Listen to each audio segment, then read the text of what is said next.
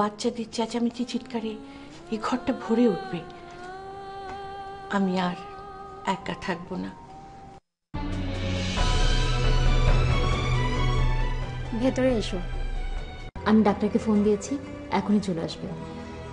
তারপর যদি উনি বলেন সব ঠিক আছে, তাহলে আপনি চলে যাবেন। আমি বাধা দেব না, কারণ বাধা দেওয়ার মতন ক্ষমতা আমার নেই। আমি যখন তোকে চিনতাম, তুই মানুষকে বিশ্বাস করতে অনেক ভালোবাসতি। আগে আমার একটা ধারণা ছিল, কিন্তু এই জ্বরের 4টা দিন পার করার পর আমি কনফার্ম হলাম।